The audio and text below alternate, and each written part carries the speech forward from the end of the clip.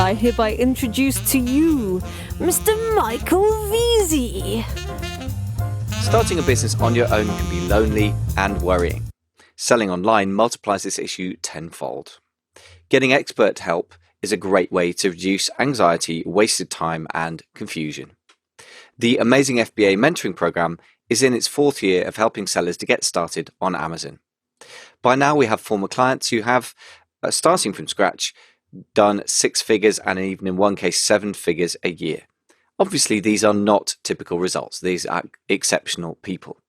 Nevertheless, we can help you get launched faster, safer, and with a much higher chance overall of success. With clients from Melbourne, Australia to Manchester, England, we bring a genuinely international perspective.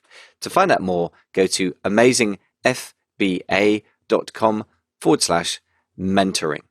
Thanks for listening. Ladies and gentlemen, we are interviewing Kevin Anderson of Maximizing E-commerce, which is a place that helps people grow their Amazon e-commerce business internationally. Kevin's also the host of the podcast and YouTube channel of the same name, Maximizing E-commerce. So we've been talking in the last episode about the Amazon sort of world tour from the US perspective, particularly going to Europe and starting with the UK, and why it isn't as scary as you might think it is. Today, we're going to talk about the rarer marketplaces that I want to touch on, particularly Canada, which is like the Cinderella that never gets talked about. Australia, people talked about it because it was new.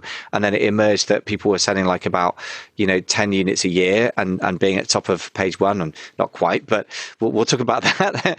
Mexico and Japan we'll touch on as well. So let's start with Canada, first of all. I mean, the first question is it even worth going into Canada? Is it significant in marketplace? Because you've got a moderate population in just a massive country. Does that actually pan out for e-commerce?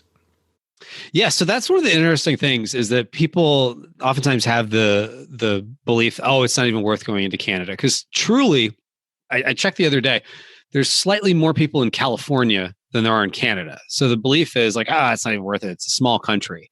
And it is so big because it's the second largest landmass country. But here's the interesting part. I've yet to find the official number on this, but I've read pretty reliable sources saying estimates are anywhere between 75 and 90% of people in Canada live within 100 miles of the US border. So I like to think of it as they're just like Americans who are just really nice people, because in Canada, they're very stereotypically nice. For me, it's about 13% of my sales in the US I see in Canada. I would say for people that, generally speaking, there's no right or wrong number, but I would say 10% is a good benchmark as long as you're selling about the same catalog of products. That overall, some products might do a little better, some might do a little worse than they do in the US, but your catalog as a whole could do about 10% sales which makes sense because it's about 10% of the population of the US.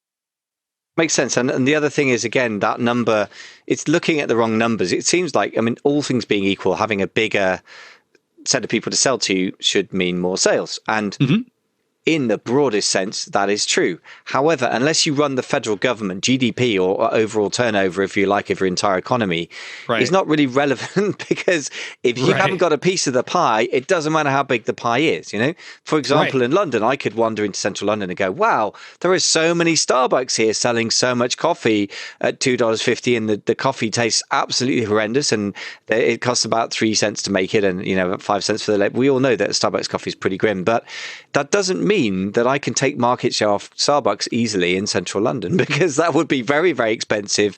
And I would have to dislodge a very fierce competitor who's incredibly established in the public's minds, i.e. a brand in the psychological sense. So yes, I always feel like the important metric is, doesn't matter how big the market is, how much can I personally or my company take? So how's your experience been of this sort of competition type level and the profitability of Canada? Because that's always the question that interests me more than the size.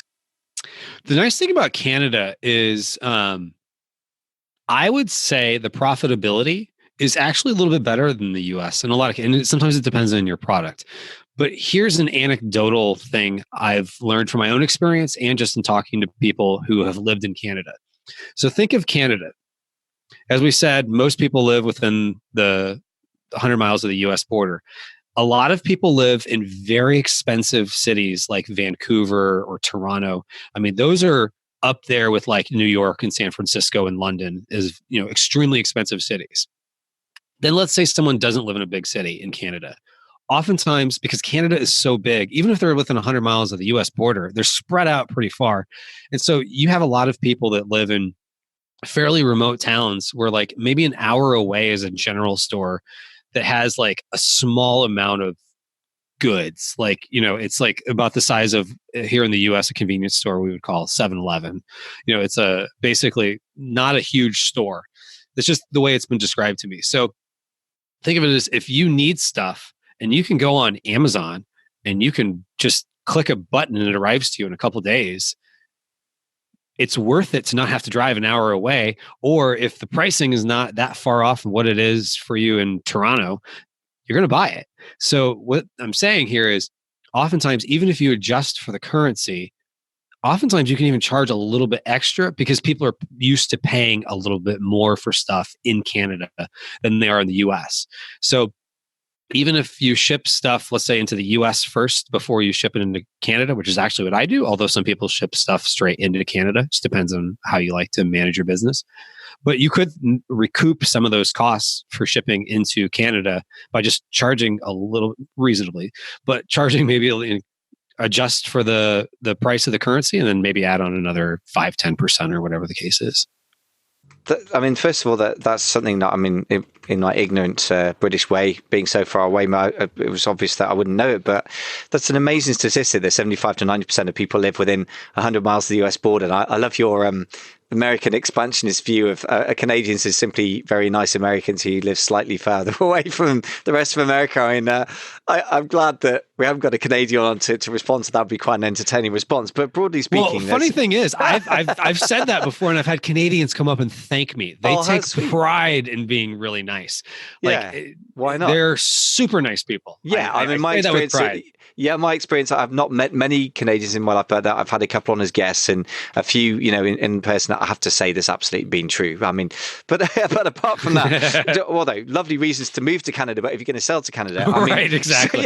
Profitability. It's a very, very good point about the fact that a lot of people live in Toronto, Montreal. They're very expensive, so they're used to higher prices, which means that they're prepared to pay that. So you can add that into the price without damaging the conversion rates. That's great. And also the general store thing. Again, that reminds me really of the beginnings of direct marketing and the sort of networks, not the internet, but the rail network. Once it was completed in the USA, I understand, I guess after the Civil War, so in the 1870s, 1880s, 1890s, that once that happened, the Sears catalog happened, and that was really the same play, which is there's a catalog where you have an incredible amount of choice compared to the general store, and somebody will deliver for you, in this case via railroad. And so the Amazon.com website was a physical catalog, and you posted a letter off and used the network of the postal delivery service. So that was the internet of its day. And then the delivery system wasn't that different. It was people physically putting stuff in railroad cars as opposed to on trucks, but not that different a play, which is to say it's a geo arbitrage. So there's people stuck in a place where it's not worth having a general store with 100,000 product lines because they would all sell like once a year, and you go stony cold broke if you tried to do that. But the economies of scale of the internet and the reach of it and the delivery capability suddenly makes it all work. So that's really fascinating. I love the fact that really when you dig into this stuff, and the Americans, North Americans, but particularly Americans, particularly have sort of been innovating this stuff, but it goes back a substantial percentage of US history. At least the 1880s. So we're talking 120 years, right? So this is not a new idea, just to point this out.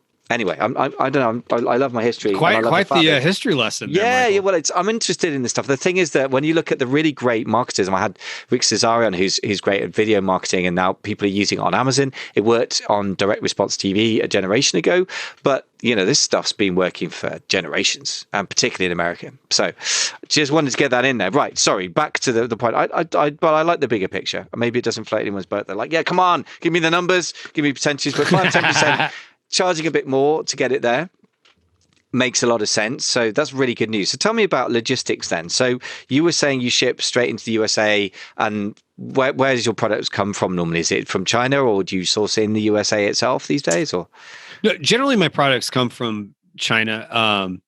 For me, it's maybe I'm just a control freak where I like to have it, and I can't be a control freak in Europe. So I use FBA Prep UK to prep my stuff and check some of the stuff that I want them to check in Europe. But in North America, I ship straight to here in Florida and then ship up to Canada.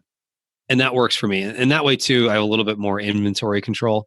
But the nice thing is oftentimes people get stuck in their head like, oh, okay, if I'm, let's say, ordering a minimum order quantity of 1,000 units, then I have to order another 1,000 units for Canada. And that's just not the case. You can split it up to different countries. It's beautifully put. I mean, actually, it's a really great reason. In fact, if you flip that on its head, to go into other countries, because it means that even if you only add 10% to your unit sales, for example, in Canada, and another 10% in UK, which is not untypical, maybe a bit more than 10. It's a population. I believe the UK has the highest penetration of e-commerce in the world as a percentage of retail, and that makes sense. It's a small, reasonably wealthy country, and it's concentrated population in quite a lot of the southeast, where it's quite wealthy, and there's a lot of the connections are quite intense in the London and southeast area. So that you're probably going to do better than 10% of US sales here, but exactly what it would be, maybe 15%, maybe 20, depending on the product lines. But if you can add another 30% to your sales, even just with Canada and the UK, for example, then you can, if you order 1,300 units and still get through them all, you order 1,000 and you were just feeling like you've over-ordered for the US, you were hanging to stock for 5 months, you were overstock, you're starting to get hit with all the fees that come from, the inventory performance index and all that. If you've sold on Amazon, you know what I mean, that the storage becomes expensive and problematic from Amazon. Suddenly you can solve all those problems at a stroke, because you can produce the same amount of units, you send some to UK, you send some to Canada, maybe from US, maybe direct.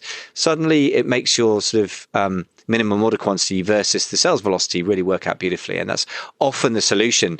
If you're based in the UK, I'll often say to people, okay, look, you're looking at the UK in isolation. That makes no sense. If you have to order 1,000 units in a go from China and you think you can only get through 500 units in 3 months in the UK, what about adding Germany on? And even if you only sell another 300 units, that pretty much makes the thing work suddenly as a whole overall system. So yeah, I can't emphasize enough how important the thing you've just said there is, because it unlocks the door to making a product viable that wasn't otherwise in many, many cases. So yeah, thank you for that point. Absolutely. And what people sometimes get caught up in is these little traps in our own head. And sometimes what I've heard people get caught up in is okay, but then I have to order more often.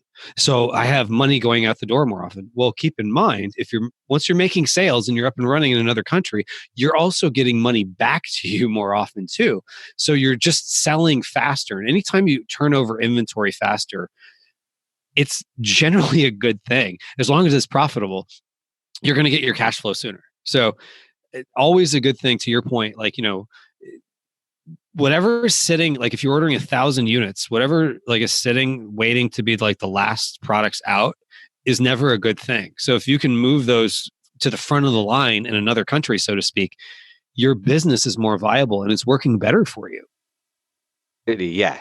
Great. So we got very, very good reasons to go into Canada. We talked about the logistics. So if in doubt, ship from the China to US. And because of that lovely differential that you get with the price, that kind of takes care of the shipping costs, as I understand it from me, if I'm correct. So how do the logistics look? I mean, if you want to go if you've got a bunch of inventory, presumably if you're shipping in from China to Canada, let's assume you're a US-based business and a US-based person, it's presumably quite different from shipping directly from, say, Florida into Canada, isn't it? So let's talk about both sort of processes. How do we go about doing, let's assume that simple version, you've shipped a load of stuff in from China, you send, a case or two into Canada from US.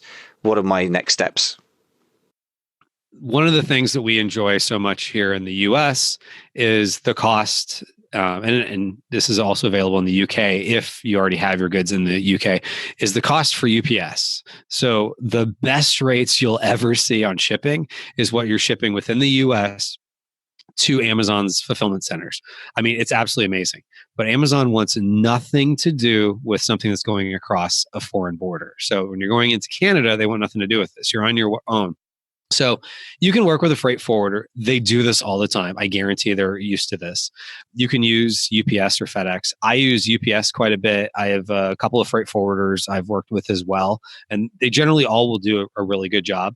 Now, what I will say is you have to get what's called a non-resident importer status, which is basically same business number you'd get in Canada, also to register for their sales tax called GST, HST, Goods and Services Tax, and Harmonized Services or Harmonized Sales Tax.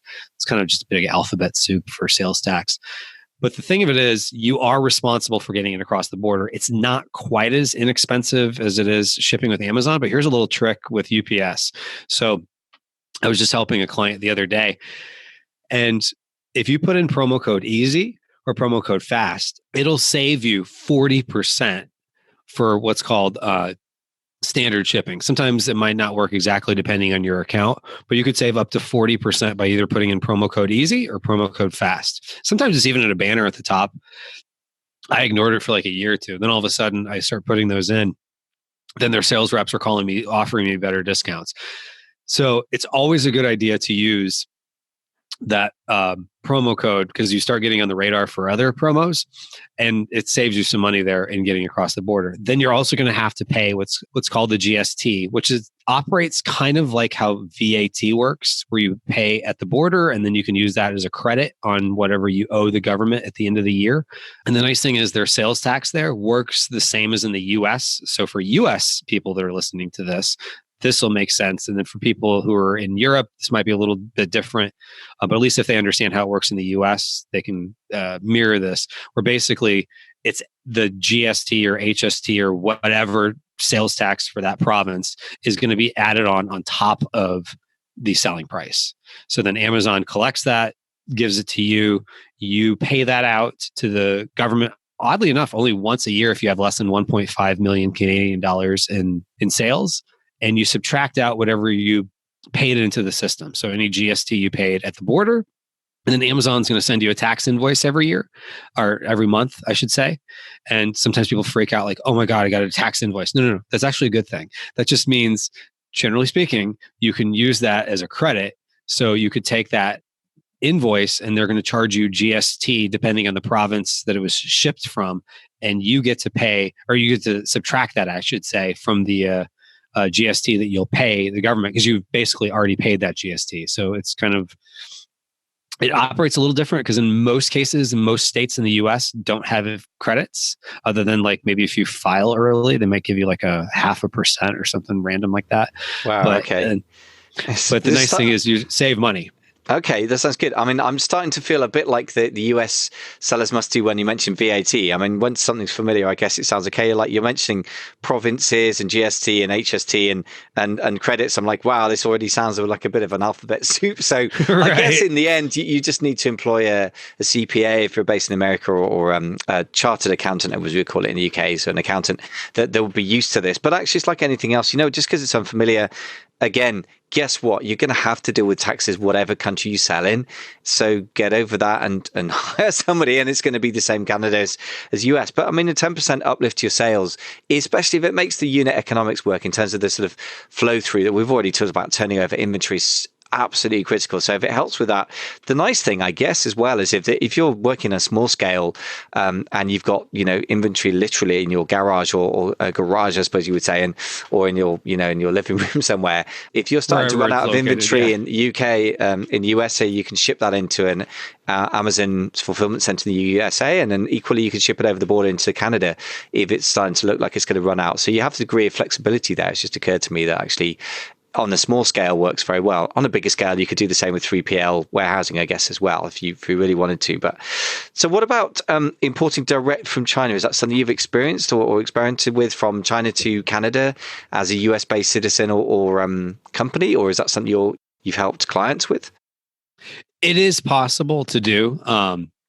It's not something I do in my own personal business. And, oftentimes, just ask whoever's doing the shipping for you. So if the factory is doing shipping for you, say, can you ship X amount to this location? And then maybe you need to get a freight forwarder or something to help you with somebody to put, stickers on the boxes or whatever the case is.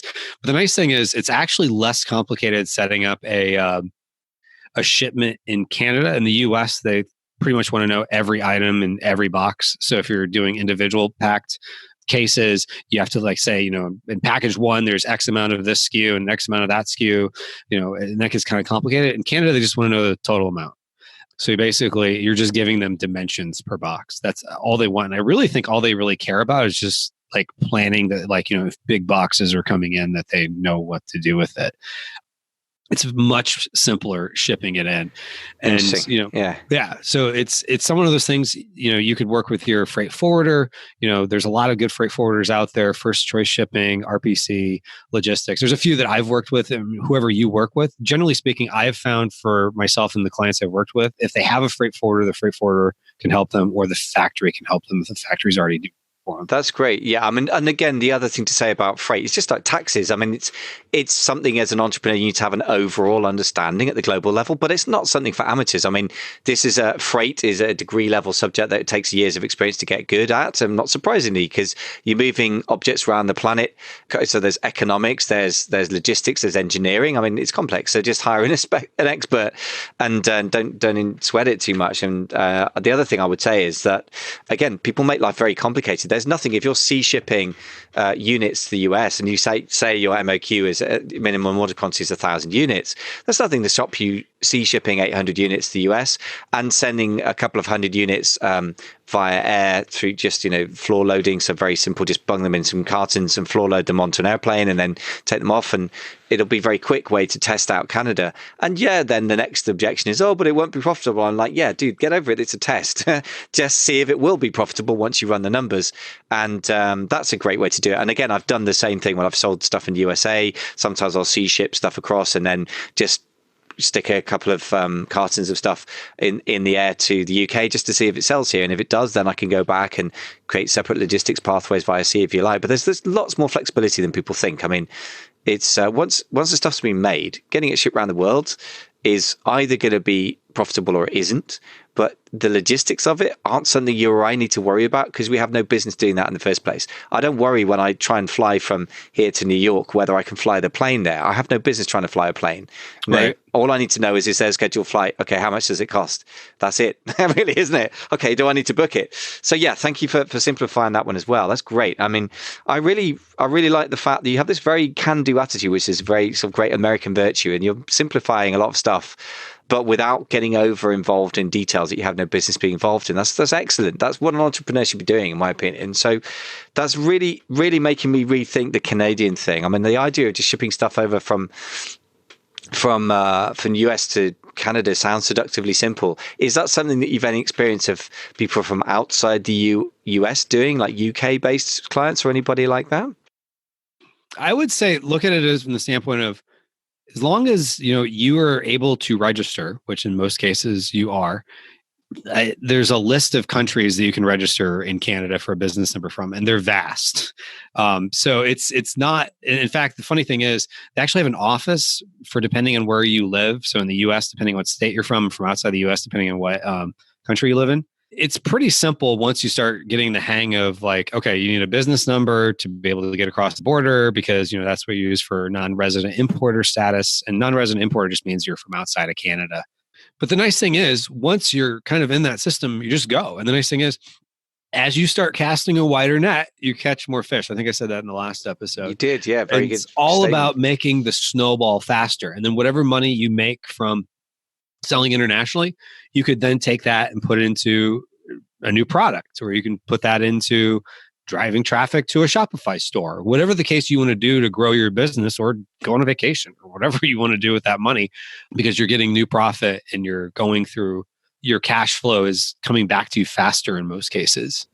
Absolutely. Yeah. I mean, anything you can do to speed up the cash flow as long as it's profitable. I say speeding up a negative cash flow is probably not desirable, but right. Assuming that you can get the profits. And it sounds like Canada is, because high income countries are, generally speaking, a good place to sell. The same is true if you're based in the UK. And this isn't really focused on Germany. We've talked about that before, and we will again. But the same principle if you're based in the UK is that actually Germany is a wealthy nation that is very, very close by geographically, even though there's a language difference, but that's not such a big deal. And actually, unlike Canada being taxed on the US, I mean, Germany is like 1.5 times the size of UK in terms of revenue, very approximately. So, I mean, it may be 1 1/3, but it's worth so-called tacking that on, because that could double your sales overnight as well. So I'll just mention that if you're UK based, and if you're US based and you're selling in the UK and you're not selling in Germany, same logic applies to you as well. I would say that in the end, as you said, and I think this is a great place to wrap up on this with,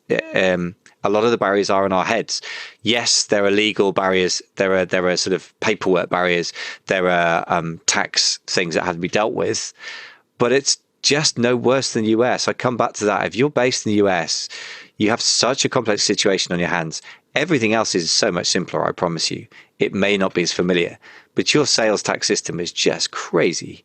Just the most incredible thing in the world. I understand there are 1,200 different sales tax jurisdictions or something.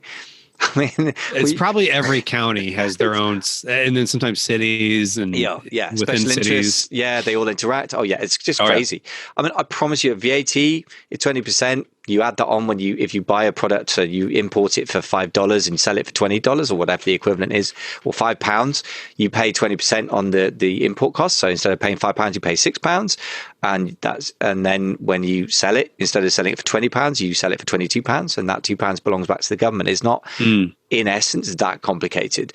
And the thing is, it may be a bit complicated, but it's one complication. It's you and the UK government, and that's it. It's not you and 1,200 different types of government like in the US. So right. I promise you it's simpler.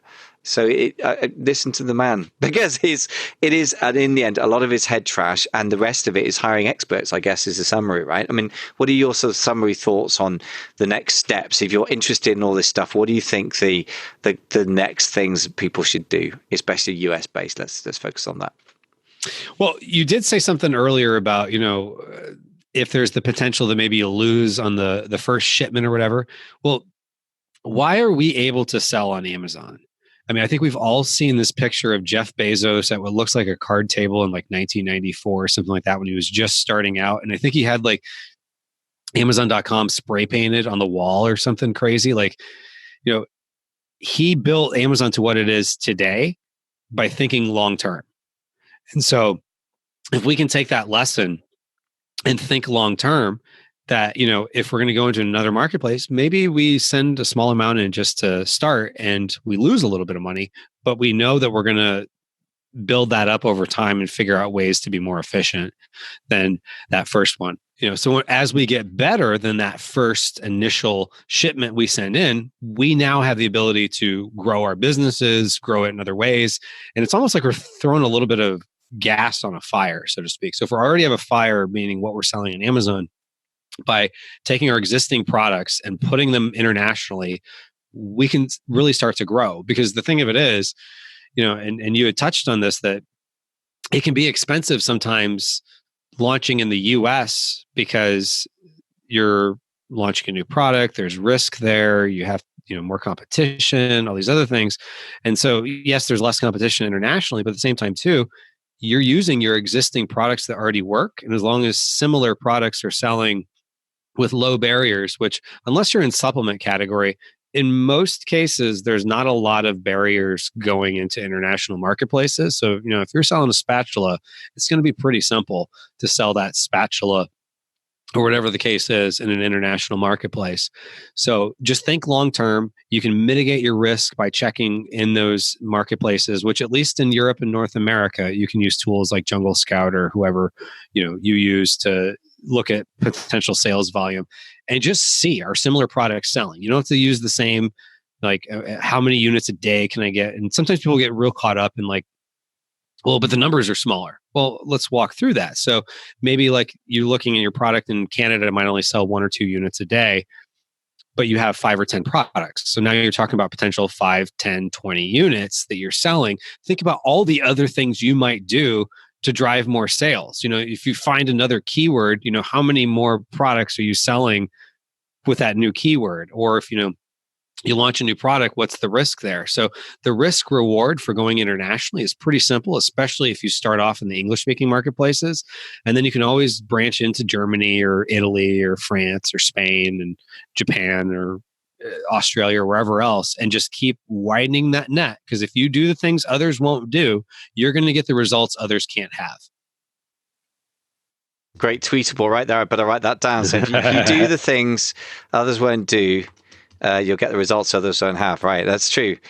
That's a gorgeous tweetable right there. But yeah, that's great. I like it. I think, we're both big fans of international expansion. I think, I don't know, for some reason, it never really struck me as a really scary thing. And here's why. I think like for me, the hardest thing is finding a product that is good, getting the logistics of it sorted out, getting quality, getting it sourced at a price where it could be profitable in any Amazon marketplace. Once you've solved that, turning your supply chain sort of fire hose on towards Canada or towards USA, it's a lot less of a stress. That's just a job for a freight forwarder. And I really like your can-do attitude. And as you said, thinking longer term, fantastic stuff. So just turning finally to the obvious question of, you run an agency. I understand you got some free help for us. We've got a checklist, which you can get, guys, at amazingfba.com/checklist. And just tell us a little bit about what sort of things we can find out from that checklist. Absolutely. I've got a checklist. I put together the notes because I know it's probably a lot of people felt like they were drinking from the fire hose with all these different things. And sometimes people get, and I'm guilty of this myself, where I get really excited about something I heard in a podcast and it's like, okay, now what do I do? So at least it's walking you through step by step what you need to do to sell in the international marketplaces. And what I would suggest is when you download it, maybe it's just because I'm old school, I grew up when there was no internet, print it out. So take the checklist, print it out. I want to say it's like 16 pages. So it's probably more of like a mini guide than a checklist. And it just walks you through the steps and, things to consider. And, it gives you some, resources that you can use that are either free resources or paid resources, like, software tools or whatever the case is, to help you as you're growing the international business. Because if you're going to develop an international empire, it all starts with, going into one country. You don't have to do all of it at once. You can start with one country and then go from there. And one thing I will say is for your listeners, if they download the checklist on the thank you page after you download the checklist, if they're interested, they can apply for a free 30-minute strategy session where myself or somebody from my team will walk through any questions they may have about this. No obligation, just to help them. Because I know sometimes, like we can say, okay, but how does this might apply to my business or whatever the case is? I'd be more than happy to go through that with them. That's incredibly helpful because I think one of the main decisions is obviously the initial one, which is, as you said so sensibly, you don't have to do everything at once. And that's paralyzing. And I'm so guilty of trying to do that. So I was just about to say, obviously it's a bad idea, but I still fall into it. So entrepreneurial thing is we want to have everything like a kid in a candy shop and store. So in the end, one of the decisions probably just, okay, should I expand to Canada first? Should I go to UK? Whatever it is. And I guess that would be one of the many questions that you'd be very, very well placed to answer. So listen, Kevin, just remains for me to say, I think a couple of things. First of all, any parting wise words? You've already given us a great tweetable. If you're willing to do the things that other people aren't willing, you get the things that I won't get. That's just great. Love that. It's really, really true. Barrier to entry is always something you got to work on. Any other things that you think we should know about before we head off into the night? Yeah, I don't think we had enough time to get into Australia, but Australia is very sleepy. I've sent in some inventory there. As we're recording, this is right before the holiday season. I'm just starting to get a little bit of traction there. So I would say that's don't go in there too early.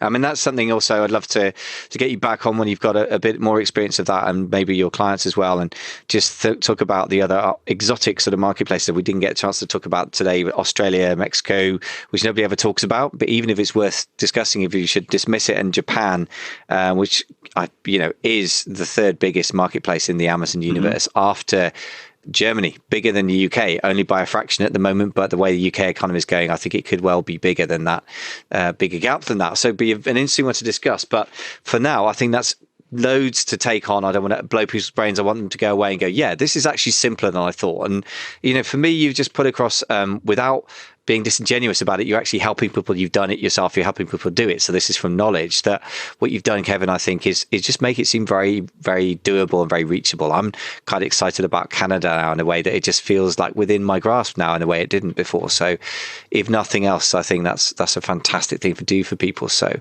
Kevin, very, very warm thank you for coming on the show. Thank you for having me. It's been an absolute pleasure. Likewise. Thank you so much.